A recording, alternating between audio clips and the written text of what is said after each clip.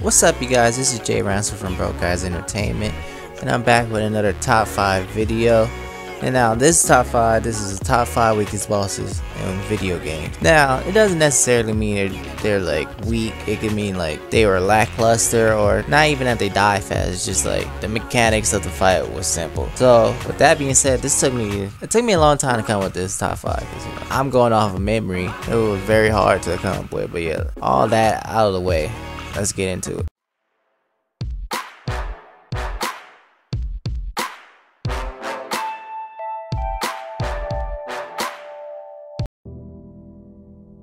Well done, everyone! Well done! You. Don't be a bad girl, Mary. Or you can expect a spanking from Daddy later. Jester's gonna spank you, but spank you on the butt. Jester, aka Arkham, is coming in at the number 5 spot. Jester made his first appearance in the special edition of Devil May Cry 3.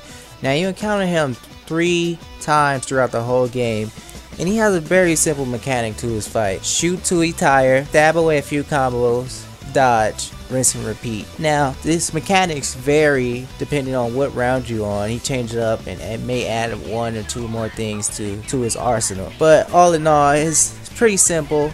I gave it the number 5 spot because though the mechanics were simple and he was pretty easy to beat, he still gave that fun factor to the fight. I never once skipped him, no matter what playthrough I was on or what difficulty I was on. Even on the hard difficulty, Dante Must Die, I still found him pretty easy to beat without losing any health, or even if I just lost a little, I destroyed him. So because that fun factor was there, he did find his way at the top of the list.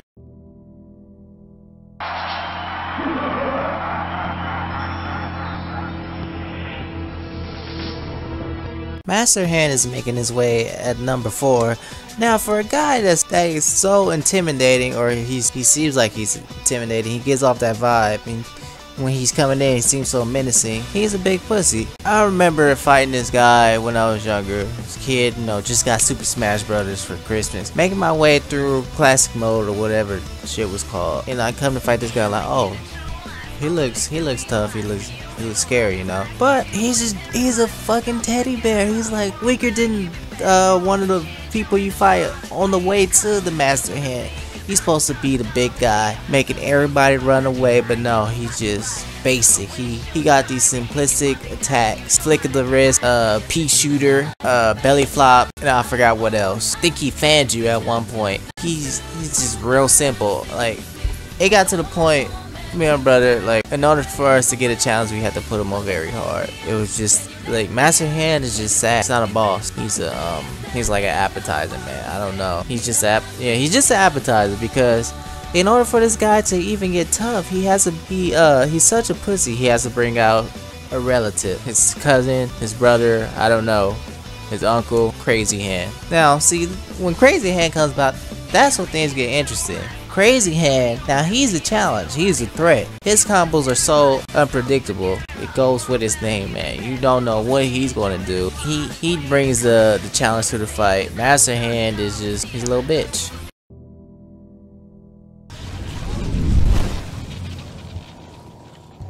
Continue your search for artifacts and Nico. If the locals possess precursor items, you know what to do. Deal harshly with anybody who strays from the village. We will attack it in due time. Gold and Maya are the antagonists of the first Jak and Daxter game.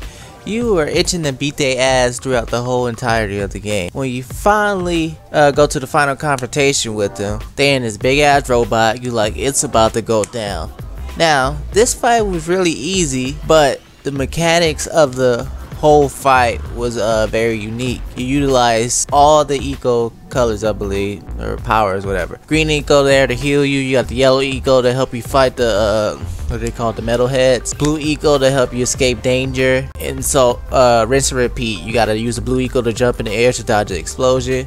That fight was so lit. I remember playing I think I was in 4th or 5th grade. I was so excited because, I'm not gonna lie, the first Jak and Daxter was hard to me. Like, I would die so much, it was ridiculous. But the last fight was so epic, and this would have been at a lower spot in the list if it wasn't for the cop-out ending of the whole fight. You know, when you deal enough damage to a Golden Maya, all the sages come together and combine their powers, and then to unleash, to bring out a single chunk of white eco. You been hearing about this white eco from the jump, and then you finally get to use it, but it ends like in the cutscenes, like one shot, one kill. Like, I wanted to toy around with the white eco.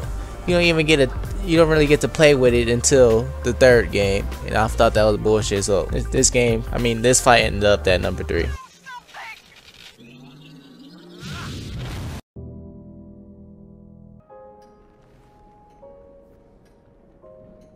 When coldness or deceit shall slide, the beauty now they prize, and deem it but a faded light which beams within your eyes. When hollow hearts must wear a mask. Mr. Starrick, I told you not to disturb me!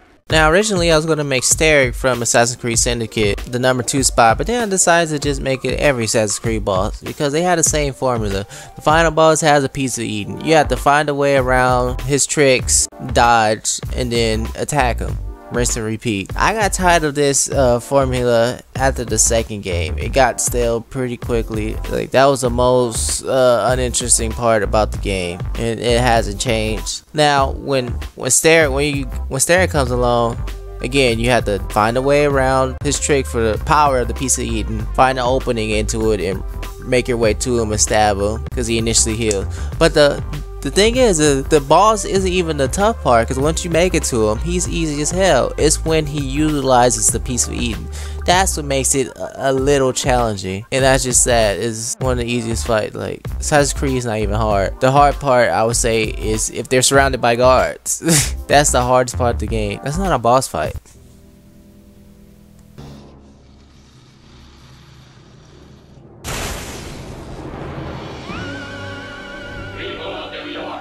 I am Mysterio. I am determined that your plan is right for conquest. Mysterio? No, I've seen everything. Do not mock me, Curie of Fate. Your fate is sealed.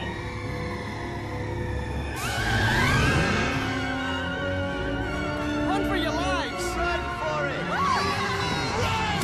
Mysterio takes the number 1 spot because when you first encounter him, he seems like he's a threat. You encounter him maybe 3 or 4 times. Don't remember, I haven't played it in a long time. And he always escapes you, but he always have these elaborate traps set up or robots in a way to fight you. So I'm like, okay, when the final boss fight comes, he's gonna be a problem. He's gonna be a threat.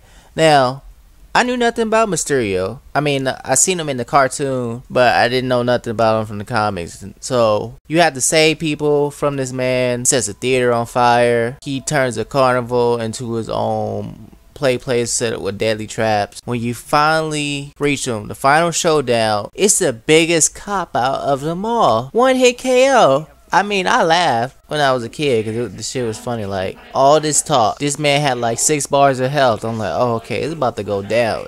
He get defeated with 1 hit. I laughed, but I was disappointed. I was like, I was ready for a good fight. I will not hold back.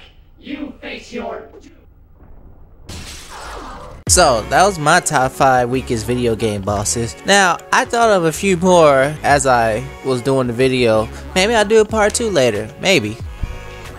So let me know your top 5, and did you agree with my list or did you not agree with my list? Let me know all that in the comments below, and I'll see you guys in the next top video. Peace.